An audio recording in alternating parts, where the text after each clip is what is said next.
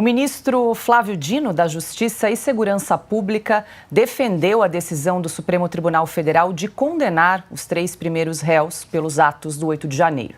Nas redes sociais, Dino chamou a postura do STF de justa resposta, abre aspas. Acredito que essa incidência das leis significa uma justa resposta aos autores dos crimes e, ao mesmo tempo, uma diretriz preventiva em favor dos bens jurídicos tutelados, especialmente a Constituição e o Estado de Direito, fecha aspas. E agora eu quero dar as boas-vindas a Carlo Cauti. Muito boa noite. Nessa semana, então, Carlo, o STF condenou por maioria os réus Aécio Lúcio Costa Pereira e o Matheus Lima Carvalho a 17 anos de prisão por 5 crimes. Já no caso do Tiago Assis Matar, ele foi condenado, então, a 14 anos de prisão e, segundo o ministro da Justiça e Segurança Pública, foi uma justa resposta em relação a esses 3 primeiros réus. Boa noite, Carlos. Seja bem-vindo.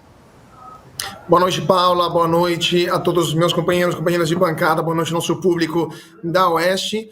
Pois é, Paula, eu sempre me pergunto como que o Brasil consegue explicar ao resto do mundo esse processo.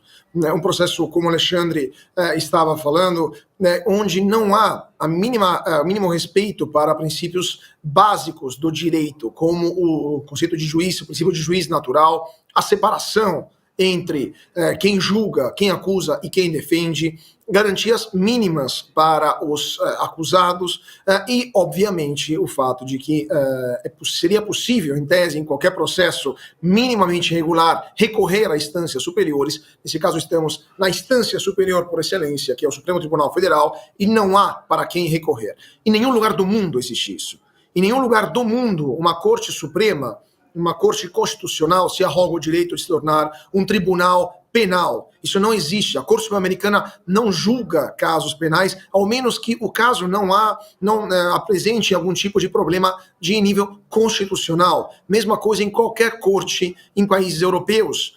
Ou no Canadá ou na Austrália, não funciona assim. Nenhuma corte superior, uma corte suprema se torna um tribunal especial, um tribunal de fato de exceção para julgar pessoas comuns, por sinal, pessoas que não têm foro privilegiado e que já foram condenadas, por sinal, apenas muito graves, por crimes que, por sinal, não estão previstos que o Supremo possa julgar.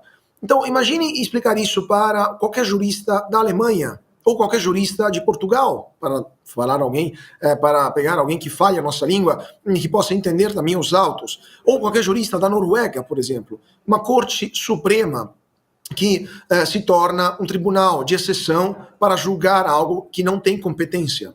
Então, é algo, de fato, muito difícil de entender para nós e de explicar para o mundo. E considerando que, pegando agora o gancho daquilo que você estava falando, do ministro Dino, o Brasil está dando sinais para o mundo que quer abandonar princípios consagrados do direito internacional, como, por exemplo, a sua participação no Tribunal Penal Internacional, que é um órgão máximo de defesa dos direitos humanos.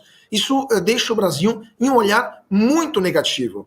O mundo está começando a perceber o Brasil como um país mais alinhado a regimes autoritários, como a China, ou como Cuba, onde hoje o presidente brasileiro está, do que países democráticos, países onde há garantias mínimas do Estado de Direito, como são os países europeus, dos quais todos fazem parte, por exemplo, da Corte Penal Internacional, ou até países como a Nova Zelândia, a Austrália, o próprio Japão, a Coreia do Sul. Então, temos um problema grave no Brasil, que está cada vez mais aos olhos do mundo se tornando um regime autoritário, um lugar onde não há distinção dos 3 poderes, não há garantias para as pessoas, onde, por exemplo, casos como aquilo que aconteceu em Roma, de um diverbio, de um alterco entre o ministro do Supremo Tribunal Federal e um cidadão se torna um mandato de busca e apreensão dentro do território brasileiro. Sequer a justiça italiana abriu um inquérito por lá pela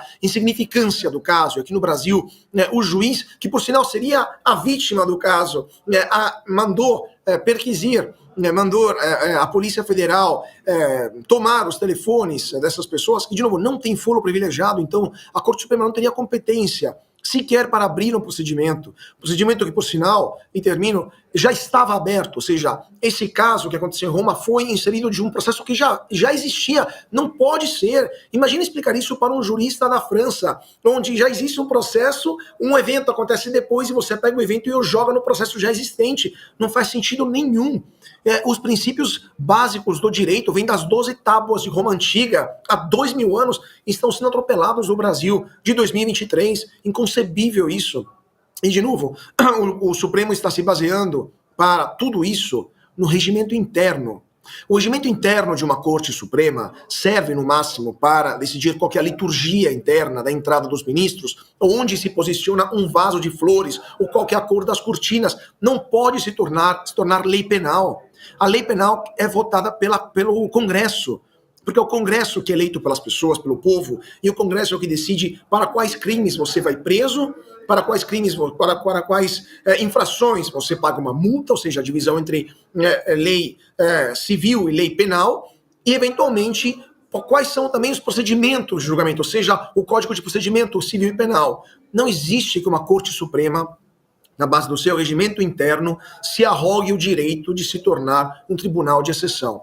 Então, de novo, isso até como estrangeiro aqui no Brasil, digo, é inconcebível para qualquer jurista que olhe para o Brasil hoje, achar que isso é normal, porque não é normal, e considerar isso um respeito dos princípios básicos do direito em qualquer lugar do planeta Terra.